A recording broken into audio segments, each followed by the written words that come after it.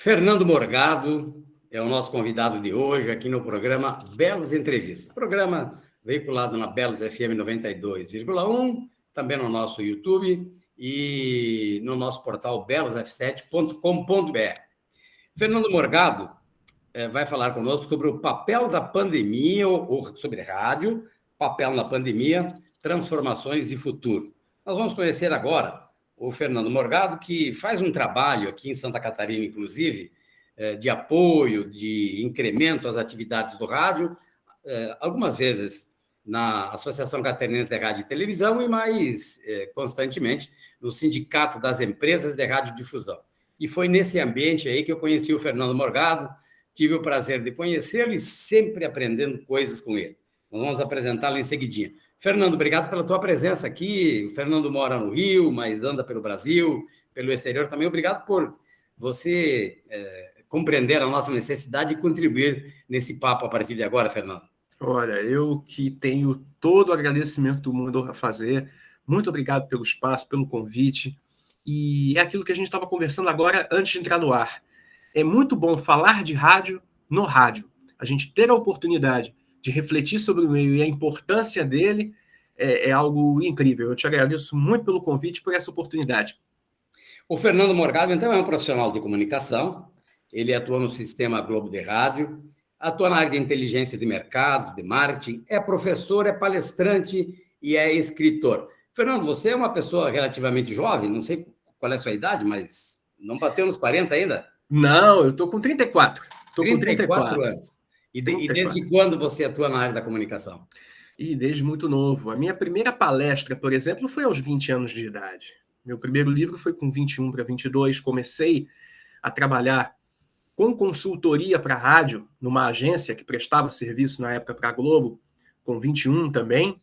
Daí eu entrei no Sistema Globo de Rádio com 23, trabalhando na área de planejamento estratégico e também na área de inteligência de mercado, especialmente inteligência de mercado, mas também planejamento estratégico, naqueles ciclos anuais, não é? Para se preparar para o exercício seguinte. E, ao mesmo tempo, também desenvolvi minha carreira de escritor, e daí não só no campo do rádio, mas também no campo da televisão, da comunicação em geral, das biografias. Eu tenho mais de 10 livros publicados aqui e lá fora, e talvez o mais famoso deles, certamente o mais famoso, é a biografia Silvio Santos, A Trajetória do Mito, com 5 edições vendidas, foi um best-seller.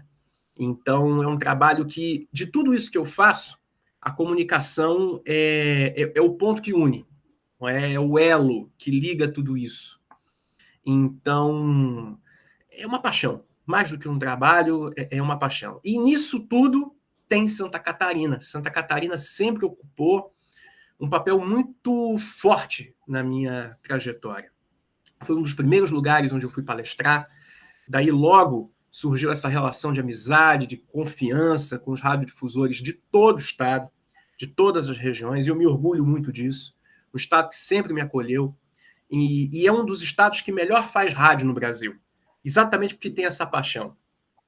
Interessante que você, eu vou falar mais sobre o seu trabalho daqui a pouquinho. Sim. Interessante que você é do Rio, trabalhou no Sistema Globo, quer dizer, um sistema mais encorpado, e aqui em Santa Catarina você está contribuindo para um sistema diferente, que são as rádios regionais, como a nossa, aqui a Belos, que é uma rádio local e regional.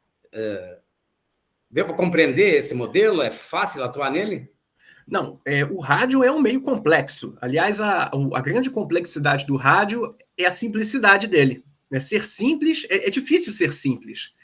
Mas o rádio regional, o rádio local, ele ocupa um papel na sociedade que eu diria até ainda mais relevante do que o papel exercido pelos grandes grupos. Pode parecer um pouco contraditório o que eu estou dizendo, mas é porque nos grandes mercados, a competição entre meios ela é ainda mais acirrada. No caso, por exemplo, de mercados regionais, o rádio ele não só ocupa um papel absoluto de protagonismo, mas às vezes ele é o único meio efetivamente local que aquela região tem. Daí alguém pode dizer, mas tem os blogs, tem sites locais, pessoas... Mas aí falta um negócio que o rádio tem, que é a credibilidade. Isso é muito importante. É uma relação histórica e muito forte que as emissoras têm. Então, isso dá ao meio regional uma complexidade diferente. É evidente que ter trabalhado a minha relação com a Globo entre consultoria e empregado, né, foram quase 10 anos. É claro que trabalhar no Sistema Globo é uma coisa muito complexa, porque você lida com rádios que têm alcance nacional, marcas muito fortes, são várias redes. Então, você tem rádio popular, rádio qualificada, rádio de notícia, rádio musical, você tem de tudo.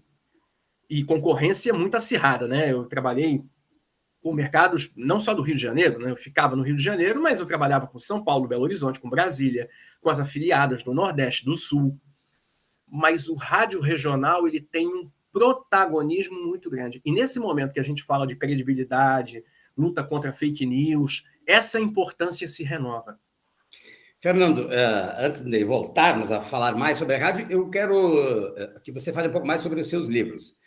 A gente acompanhou, inclusive, a entrevista que você concedeu ao Silvio Santos. Quer dizer, o Silvio quase não te deixou falar, né? Porque é da característica. Mas você gostou de escrever esse livro sobre o Silvio Santos, que é um fenômeno de comunicação no Brasil. Esta semana mesmo, eu vi o Silvio Santos no domingo à noite. Meu amigo, ele tem 90 anos, né? 91. Vai fazer 91. Vai fazer 91 agora. Quase. E com toda aquela energia, ele no palco é uma pessoa que se transforma. Você também escreveu outros livros sobre comunicadores. Exato, exato. Não, sem dúvida a experiência de escrever um livro não autorizado sobre o Silvio Santos, que foi o Silvio Santos, a trajetória do mito, foi uma experiência única, é uma experiência de muito trabalho, foram 15 anos de pesquisa, feita sob o mais absoluto sigilo, para chegar num dado momento, lançar e ter causado o impacto que causou, inclusive estimulando outras editoras a lançarem livros semelhantes, aproveitando a onda, porque pois é. O que ninguém imaginava fosse que nem eu mesmo, que o Silvio abraçasse o livro e divulgasse da forma como divulgou. Ele deu 6 meses de mídia de graça para o livro. Num determinado momento, ele dava uma carga de mídia, ou seja, uma quantidade de inserções na programação igual à da Telecena. Em todo o intervalo comercial entrava a propaganda do livro de graça, feita pelo próprio Silvio. E aquela entrevista lá, aquele é o território dele, né? Ele podia fazer o que ele quisesse comigo, eu não estava nem aí. Se ele não quisesse que eu falasse nada, eu também não falava, não. Mas aquele momento foi muito especial e eu te confesso, até hoje, que as minhas memórias daquele momento são um tanto de flashes, né? Eu lembro com mais robustez quando eu vejo, quando eu assisto. Mas foi um momento muito importante. Foi um pós-doc de televisão, porque eu não fiquei só para a entrevista. Eu acompanhei o dia inteiro. E ele, na época, já com quase 90 anos de idade, não tinha ainda 90 como tem hoje, ele já... Mas assim, ele já com essa vitalidade e ficando ali 6, 7 horas não ao vivo, né, mas gravando ao vivo, digamos, como se fosse ao vivo, com uma vivacidade, com uma atenção, e ficando de olho ao mesmo tempo no que estava acontecendo na plateia, com 200 pessoas, no palco, produção, sem usar ponto eletrônico, sem usar TP, que é aquele texto que passa na frente da câmera. E acompanhar tudo isso foi realmente uma aula. Foi realmente uma aula. Então foi muito marcante. E depois lancei um outro livro, que foi o Comunicadores S.A., que eu voltei a falar do Silvio, mas também falei de outros comunicadores, que, ao mesmo tempo em que atuam no microfone, atuam também como empresários. Então, essa vida dupla, digamos, entre negócio e arte, negócio e comunicação, essa dualidade que faz parte exatamente do nosso negócio, foi o tema desse outro livro. E também teve a série de livros sobre a relação da Covid-19 e comunicação, que eu escrevi com o professor Ferrareta, enfim. A biografia do Blota Júnior, que também foi muito importante, em 2015. É uma história da qual eu tenho muito orgulho, muita satisfação. Mas eu gostei muito, meu caro Fernando Morgado, desse trabalho teu e do professor Luiz Arthur Ferrareto, Covid-19 e a comunicação, um guia prático para enfrentar a crise. E aí, a partir desse livro, que vocês disseminam práticas aí para facilitar o trabalho do rádio, eu queria lhe perguntar o seguinte: como é que foi, como é que se portou o rádio, como é que você viu o rádio durante a pandemia? O rádio cumpriu um papel fundamental durante a pandemia. Fundamental. Porque nós vivemos momentos muito distintos. Ao mesmo tempo em que a pandemia trouxe um impacto violentíssimo para o faturamento das emissoras num dado momento, agora até percebo que a situação melhorou muito, né? Que a situação melhorou, que a gente vê um resgate, mas no início da pandemia o impacto no faturamento foi enorme. A gente temia, inclusive, pela sustentabilidade, pela sobrevivência das empresas. Foi uma situação muito difícil. Mas, ao mesmo tempo em que as emissoras elas enfrentaram essa dificuldade, digamos assim, interna, elas aproveitaram para reforçar o caráter de serviço público, de utilidade pública, usando não apenas o tempo vago dos breaks, né, porque chegou um dado momento que quase não tinha anunciante, todo mundo parou. Aproveitou-se aquele momento para transmitir mensagens de utilidade pública, para prestar serviço, informar tudo o que fosse necessário, tanto no âmbito municipal, quanto no âmbito estadual, quanto no âmbito federal. Os programas colocaram-se à disposição, os comunicadores, mesmo também com todas as restrições de produção, porque muita gente não pôde ir trabalhar, muita gente teve que ficar em casa, e mesmo quem foi também não estava trabalhando do mesmo jeito, porque em determinadas cidades, em determinadas situações, a locomoção estava mais difícil, o transporte público às vezes não funcionava a contento. Então, mesmo com tudo isso, as emissoras reforçaram esse caráter de serviço público. E eu digo uma coisa a você, se o rádio não tivesse feito isso, certamente a situação não seria como a que nós estamos enfrentando hoje, de uma retomada, mesmo do mercado, e com esse recorde absoluto de credibilidade que o rádio tem visto. As pesquisas têm apontado, a Cantar Ibope Mídia mesmo divulgou recentemente um dado espetacular de credibilidade. Quase 70% dos pesquisados disseram que confiam no rádio. E isso não vem à toa. Isso vem de um trabalho muito consistente e muito repetido do rádio, que rádio também é repetição. Então não adianta também fazer bem feito uma vez, tem que fazer sempre. Claro. E durante aquele período foi fantástico. As campanhas entre emissoras, unindo-se, transmitindo mensagens positivas, a informação, a prestação de serviço. Depois chegou um dado momento que o público, e eu falo disso no livro com o Ferrareto, que na pandemia a gente enxergava a programação da rádio como um pêndulo, ora com mais jornalismo, ora com mais entretenimento. Então, no começo, estava todo mundo ávido por informação, e o rádio foi para cima, dando informação, prestação de serviço. Só que chegou um momento que as pessoas quiseram diminuir um pouco a carga, quiseram relaxar um pouco, e isso não está errado, a gente está falando de saúde mental. E o rádio também ofereceu isso, as rádios de entretenimento cresceram um pouco mais, as rádios variadas voltaram a dedicar mais tempo para o entretenimento, até chegarmos ao equilíbrio atual, que é a fórmula que o rádio tem.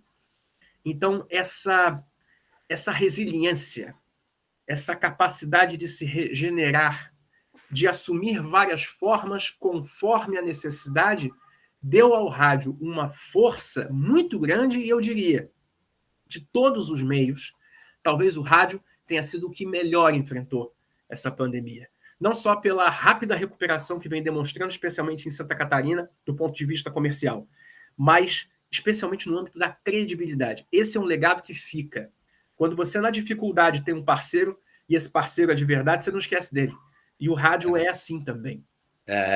Nessas ocasiões, em muitas outras, e também na normalidade, o rádio apareceu. Professor Fernando Morgado, houve uma discussão no Brasil, ideológica, política até, envolvendo as práticas, o que se deveria fazer, o que não se deveria fazer em tempos de pandemia. Mas o rádio conseguiu navegar nisso e não deixar de contribuir com a população. Por exemplo, a questão da vacina. Aqui, pelo menos regionalmente, o rádio assumiu como uma necessidade. Como é que foi isso no Brasil? Bom, isso, em termos gerais, a gente vê, na maioria das rádios, um alinhamento nesse sentido, em prol das políticas públicas. É claro que determinados veículos de comunicação, e não só rádios, acabaram dando espaço para pessoas que não viam na ciência a saída.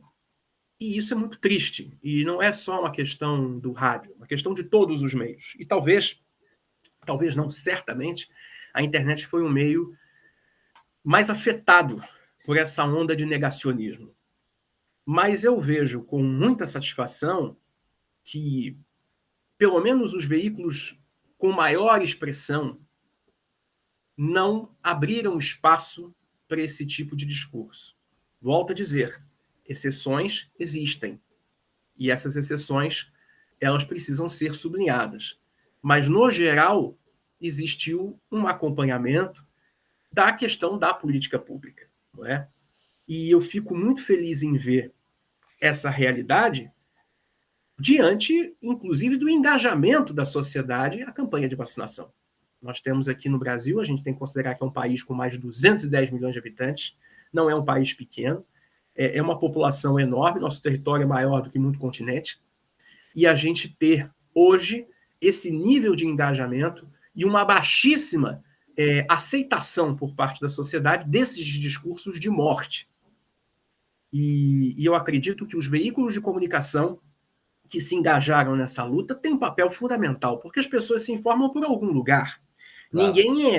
Não é todo mundo que é infectologista, não é todo mundo que é epidemiologista, não é todo mundo que é médico, que entende das coisas. Então, se as pessoas hoje têm consciência de que a vacinação salva vidas e de que com ela a gente consegue, inclusive, retomar a economia, isso se deve à consciência, à informação que uma parcela expressiva dos veículos de comunicação de massa conseguiu. Porque aí também entra um outro ponto. Muita gente fala, não, porque a internet ela resolve todos os problemas porque ela vai de um para um. Perfeito, ela vai de um para um, mas isso não resolve todas as situações, porque existem necessidades de comunicação que precisam ser massivas. Uma campanha de vacinação, por exemplo, não adianta fazer campanha um para um quando você precisa vacinar milhões e milhões e milhões e milhões. É claro que você tem que conscientizar também pela internet, chegar em rede social, maravilhoso. Mas falar com todo mundo ao mesmo tempo é algo necessário para você virar o jogo de uma situação como essa. Uhum. É algo fundamental. Você não pode suspender, você não pode repensar a necessidade, isso não pode ser discutido, a necessidade das campanhas de utilidade pública por parte dos governos. Isso precisa ser feito, porque é com o rádio, com a televisão, que você consegue virar o jogo de uma população toda de uma vez. Não é? Então, isso ficou provado mais uma vez. Não é? É a mensagem, você chegar numa região, uma rádio, por exemplo, como a sua, que atende dezenas, centenas de milhares de pessoas ao mesmo tempo, você consegue virar um jogo se você repete ostensivamente, vacine-se, vacine-se, vacine-se. Porque você atinge muita gente ao mesmo tempo. Com a internet você demoraria. É a cauda longa. Certo. De novo, não é demérito nenhum. A internet não é melhor ou pior que o rádio por causa disso. É só o fato de que cada meio tem sua proposta. É o que a gente ensina na faculdade. Cada meio serve para alguma coisa. E o rádio tem essa serventia. Então, você destacou no começo que o rádio tremeu as bases por conta da queda de faturamento, de profissionais importantes que não puderam trabalhar durante um período. E agora, passada essa fase mais difícil, o rádio saiu mais forte ou está mais fraco? No momento que estamos vencendo a pandemia. Saiu mais forte, sim, porque depois do que enfrentou, tem aquele ditado antigo, né, o que não mata fortalece. Uhum. Depois de tudo que o meio passou de maneira geral, ficaram muitas lições, e eu vejo que de boa parte das emissoras, a gente não pode generalizar, mas uma parte grande das emissoras entendeu o recado, relembrou e reforçou o caráter do serviço público, do papel da utilidade pública, que não é um fardo a ser cumprido, é um diferencial que o rádio tem. Não é? A relação, inclusive, com anunciantes melhorou em vários aspectos. Eu tenho relatos de negociações especiais que foram feitas naquele período, que acabaram ajudando comércios a se manter, e essas relações especiais construídas naquele período se mantiveram depois, agora que a situação está melhor, um pouco melhor, não está resolvida, mas um pouco melhor do que estava antes. Então, quer dizer, até o comercial se aperfeiçoou, a própria integração entre mídias também foi muito reforçada, o diálogo com o digital, como complemento, não como substituição. Foram lições importantes. O rádio saiu mais forte. Mas de tudo isso, eu destacaria realmente o aspecto credibilidade. Esse foi o grande legado para o rádio, porque tem reflexo tanto na retenção de audiência quanto na conquista e manutenção de anunciantes. É a credibilidade, você saber que a sua mensagem vai por aquele meio e que aquele meio tem força para chancelar, para permitir com que as pessoas acreditem naquilo. Foi uma... Não que o rádio não tivesse credibilidade antes, pelo contrário, a gente já tinha pesquisas da XP que apontavam o rádio como meio de maior credibilidade. Mas deu uma impulsionada enorme. E, outro detalhe, ajudou, mais uma vez, a enfraquecer o discurso daqueles que diziam que o rádio ia acabar. Eu, que já luto contra isso há muito tempo, você sabe disso, que eu escrevo meus artigos, faço palestras a respeito disso há muito tempo, mas sempre vem um infeliz querer dizer um troço desse. E é o seguinte, que as pessoas falam de um futuro como se o futuro fosse inatingível, só que a pandemia nos impôs um nível de consumo digital que o pessoal esperava para daqui a 5 anos. Então, olha só, o que você está chamando de futuro já chegou, já é realidade. E olha o rádio aí, com 80% de consumo na média dos grandes mercados nacionais, que a gente pode dizer que é um cenário nacional, 80% de consumo, com 2% a mais de alcance com relação ao ano anterior, a credibilidade batendo recorde, os investimentos voltando. E aí? Então, essa é a verdade. Fernando Morgado, nosso convidado de hoje aqui no Belos Entrevista. Fernando, há muitas modificações acontecendo para o rádio, a migração, por exemplo, do AM para o FM, as emissoras nessa frequência modulada, avanços tecnológicos, outros, o rádio usando a força das redes sociais, das mídias sociais, da mídia digital, quer dizer, o rádio fazendo um conjunto, e também esse conceito de rádio-TV. Esse conjunto todo aí, como é que está? Olha, eu percebo o seguinte. Eu vejo algumas emissoras entrando e fazendo projetos no campo digital, mas sem uma intenção, sem um planejamento claro por trás. Eu ainda vejo muita gente entrando no digital por entrar. E isso não é correto. Até porque a gente sabe que a internet, para o rádio, por si só, ela não resolve questões de faturamento, de receita, sozinho. Né? No passado, quando a internet começou e quando as emissoras foram montando suas áreas, eu, inclusive, vivi isso, né, na Globo. Existia, na época, uma unidade digital, que era uma divisão dentro do grupo enorme, meio andar, pensando em produtos digitais, mas muitas vezes esses produtos eram descolados do dial, eram descolados do ar, né, da programação convencional. E a conta não fechava. E até hoje não fecha, mesmo com a internet tendo esse consumo que tem.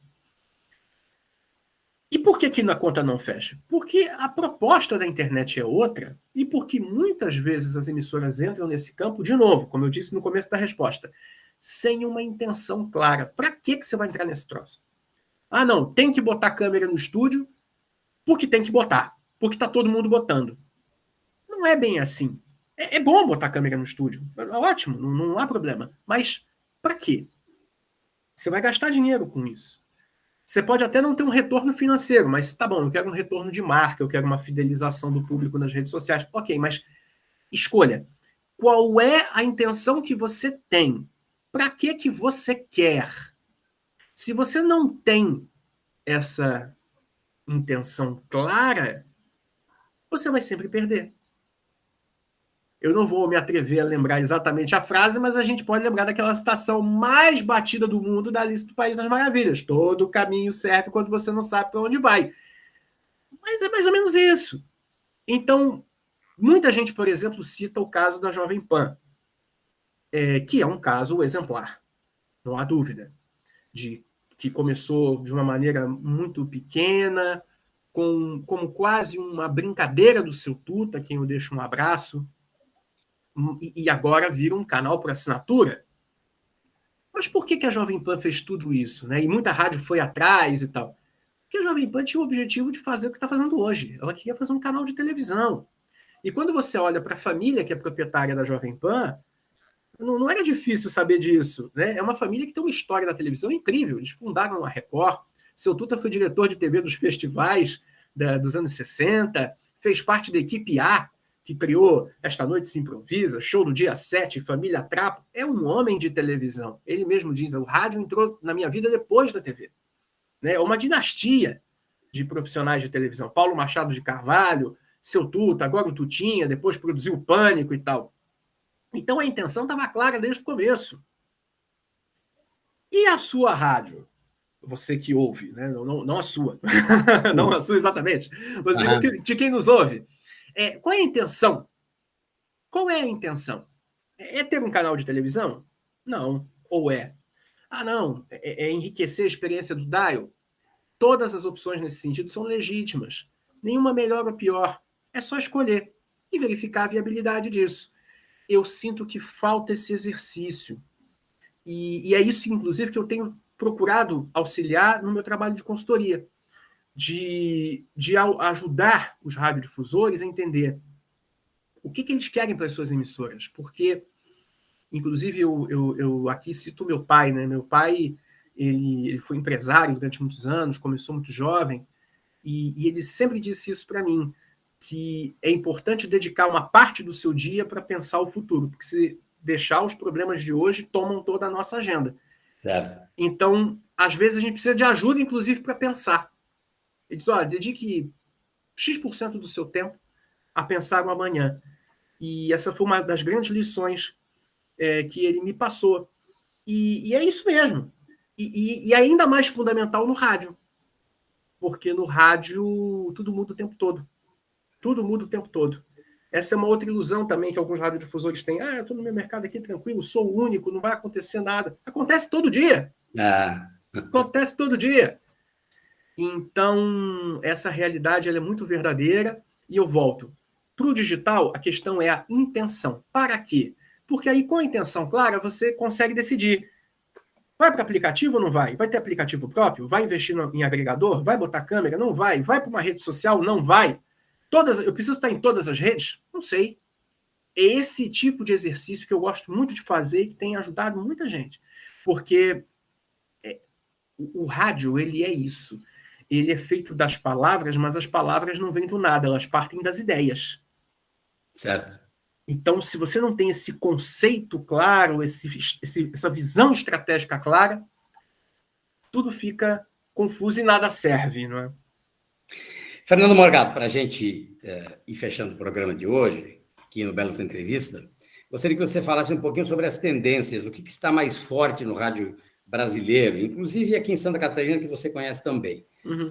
Jornalismo, entretenimento, música, quais as tendências nesse campo, o que o nosso consumidor, o nosso ouvinte está querendo mais do rádio? Bom, como tendência geral, eu diria que é a convivência pacífica entre muitos desses formatos de programação. Há uns anos atrás, chegou-se a dizer, e eu devo dizer com toda franqueza lá atrás, né, que eu via e olhava, mas será que isso faz sentido? Há muitos anos atrás, cravavam o fim das rádios musicais. Né? Cravavam o fim do rádio, da música gravada no rádio. E não tardou para isso se mostrar um enorme equívoco. Não é? Mas o que a gente observa é que as rádios musicais, que ocupam parte importante do dial em todo o Brasil, inclusive em Santa Catarina, essas rádios elas têm cada vez mais incorporado fala, incorporado conteúdos falados, a ideia das propriedades, né, das franquias, como a gente chama, ou seja, marcas que transcendem e transitam pelas múltiplas plataformas. E, ao mesmo tempo, a gente vê nas rádios faladas uma expansão cada vez maior da opinião. Né? Daí, no caso das rádios musicais, por que eu falo da importância da fala? Porque ela também ajuda do ponto de vista comercial, né? Ajuda também na comercialização. É uma propriedade que a emissora tem, que é dela, que ela pode comercializar, pode produzir projetos especiais, pode inclusive fortalecer sua presença no DAIO. Mas, ao mesmo tempo, você tem, no campo das rádios mais faladas, generalistas, esse avanço da opinião, mas que deve ser tratada com muito cuidado, na minha visão. Exatamente para a gente entender a responsabilidade social que o rádio tem, que o rádio exerce. De entender que existem questões que estão acima de meras opiniões. Por exemplo, a preservação da vida, da saúde pública,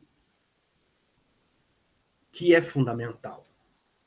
Mas a gente vê esse trato da análise, da opinião, que não é um fenômeno só daqui. Quando a gente olha o rádio dos Estados Unidos, que é a nossa referência maior, é isso que acontece há muito tempo. Né? Sempre aconteceu, a bem da verdade. Desde o início do rádio talk, lá nos anos 60. Então, a gente vê esse avanço cada vez maior, vê esse dinamismo, claro, com toda a responsabilidade. E nesse cenário, a gente tem a questão da FMização definitiva do rádio, seja por meio da migração, seja por meio do FM estendido, que já é uma realidade, já começa a ser uma realidade em várias praças importantes, o caso de São Paulo, o caso de Curitiba, aqui no Rio de Janeiro mesmo, a gente já começa a ter esse processo, e também isso muda a relação, não com o rádio em si, porque eu sempre condenei esse negócio de jeito AM, jeito FM, isso não existe. Rádio é rádio, o que existem são formatos de programação. Mas é no sentido de que você agora tem uma faixa única de transmissão, então a concorrência fica mais próxima, é um convite também à experimentação, então isso muda o panorama concorrencial. Mas a relação com o rádio em si, ela se aprofunda, ela se intensifica, e independentemente de qualquer dessas mudanças, o que eu queria deixar claro é o seguinte, esse é o meu principal recado. O futuro do rádio é que o rádio tem futuro. Porque já mataram ele tantas vezes. Então, o que eu quero deixar claro aqui para você, para os ouvintes, é o seguinte: o futuro do rádio é que o rádio tem futuro. Há 10 anos atrás, 11 anos, eu publiquei um artigo chamado Futuro do Rádio, que falava disso, falava de rádio digital, falava de internet, já falava enfim, de tudo isso que a gente vive hoje. E ainda tinha gente que questionava. Então, agora, o recado é esse. Seja com programação falada, seja com musical, seja com o que for, futuro do rádio é que o rádio tem futuro. E ponto. Muito bem. Ficou uma frase bonita, inclusive. Obrigado. E traz um grande ensinamento, um estímulo para quem está na área, e fica uma frase bonita, poética. Fernando Morgado, muito obrigado pela tua participação. O Fernando mora no Rio de Janeiro, de lá que ele falou conosco aqui, mas ele anda pelo Brasil, pelo mundo, quer dizer, está muito sintonizado com o que há nos diferentes ambientes aí da comunicação. Obrigado, Fernando. Um grande abraço e a gente se encontra certamente em outros momentos também. Com certeza. Um grande abraço, muito obrigado e conte sempre comigo. Estou sempre às ordens. É isso aí. É a Belos FM que está na sua vida e em todo lugar.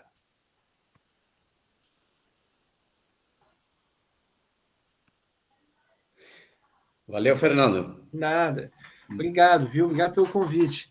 Muito obrigado e a gente volta a conversar. Quando tiver isso editado e tal, e eu te mando os links também para você poder dar uma olhadinha, se quiser e tal, né? Não, combinado, por favor. E aí eu compartilho também, claro. Tá bom? Claro, com certeza. E a gente vai se falando. Inclusive, lá atrás a gente chegou a conversar, né? Falamos um dia. Falamos um dia, sim. Mas agora, por exemplo, nós estamos trabalhando um pouco essa questão do digital dentro disso que tu fala. Fazer com a... Tu conhece a Fernanda Musardes, né, ou não? Conheço. Estamos conversando com ela para ver se ela nos ajuda a definir um planejamento estratégico para a área da... E depois eu tenho outras coisas que... Mas mais tarde a gente conversa, tá? Perfeito. Para ver em que tu pode nos ajudar. Com certeza. Pode contar comigo. Tá bom? Grande abraço. Abraço. Deixa eu tentar salvar aqui, só um minutinho. Tá. Vou chamar a minha assessora para assuntos tecnológicos, que é a minha esposa aqui. Um minutinho, Fernando. Ela disse que é autoexplicativo aqui. Alterar layout. Só um minutinho, Fernando. Tá, é que aí ainda tá gravando, né? Sim, está gravando, né? Só um minutinho. Uhum.